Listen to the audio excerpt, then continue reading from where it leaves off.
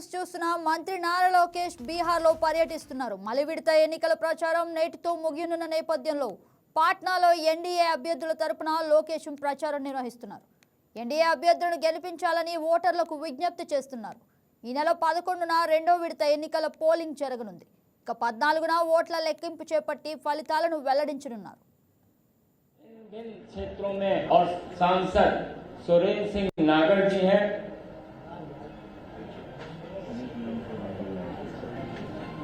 नायडू सतीश जी हैं।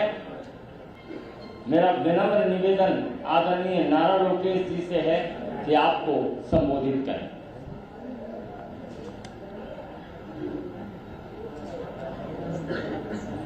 सबको प्रणाम। Good morning, dear brothers and sisters. It's my first time in Patna, and I come here with immense pride to the land of wisdom, courage and civilization, the land of Sita Mata, Buddha and Chanakya. Bihar also produced great social and political leaders and reformers like Lok Nayak Jai Prakash Narayana ji and Kapur Thakur ji. I'm here today not as Andhra Pradesh's minister. I'm here as a responsible Indian.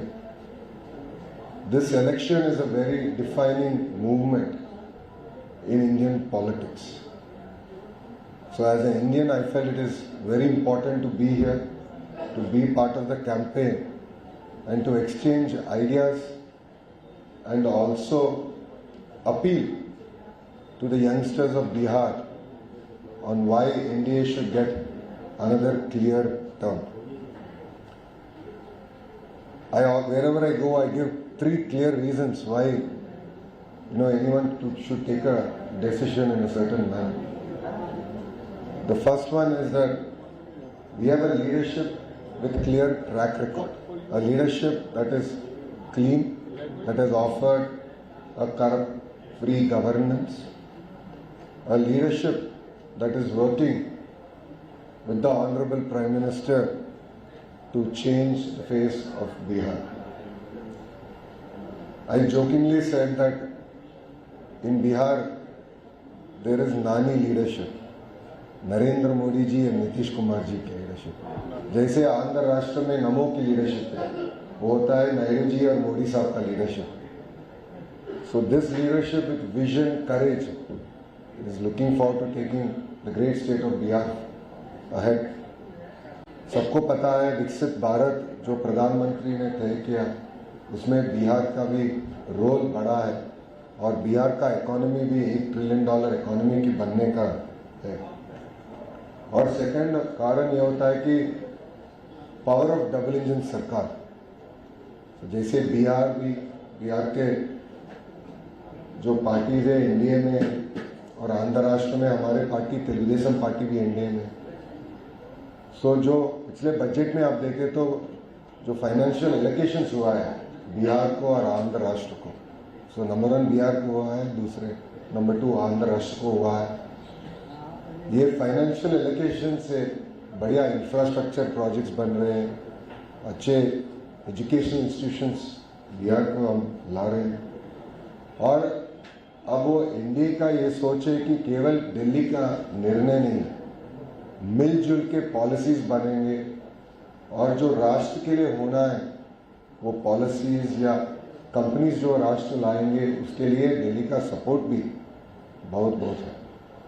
तो अभी जो India government ने काम किया है, law and order होने दो या रोड्स एजुकेशन में होने दो, बढ़िया काम किया हो। और थर्ड रीजन मैं अपील कर रहा हूं बिहार के यूथ को कि जो काम हम शुरू करें वो अब छोड़ने करना है। Continuity of government is very very important. अगर गुजरात ले लो या तो उड़ीसा भी ले लो, जो कंटिन्यूटी थे उससे बहुत फायदा हुआ। ये बिहार में, क्योंकि मैं तो born brought up political family में हूँ, जब भी बिहार के बारे में नीतीश जी के पहले बात करते थे एक ही आते थे मन, वो होता था कि जंगल राज।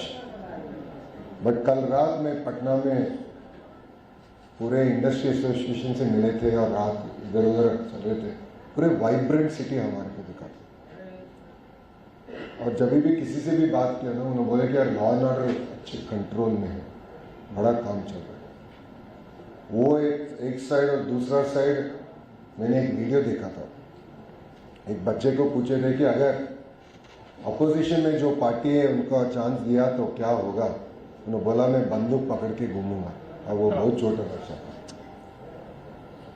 सो लॉ एंड ऑर्डर पीछे नहीं जाने का, ये continuity of government is very, very important. So I appeal to the youth that there will always be areas that we can do better. We will do it.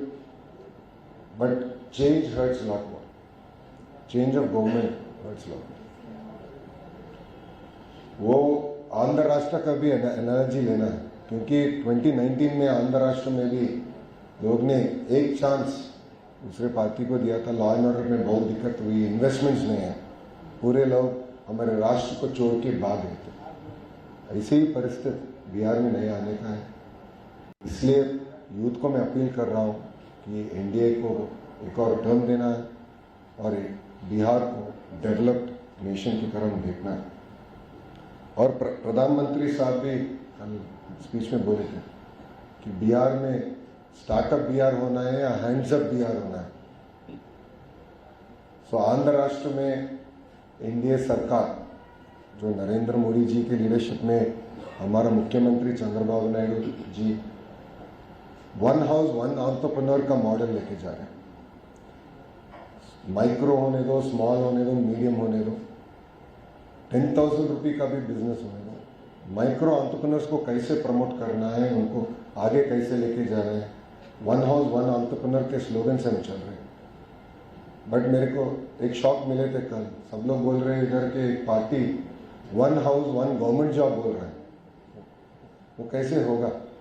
It is impossible. So practical promises देखना है, जो भी promises हम कर रहे हैं वो इम्प्लीमेंटेबिलिटी को भी देखना है। सो इसलिए appeal to the youth of Bihar, it is very important to continue to support the India government here, and as India TDP is a partner.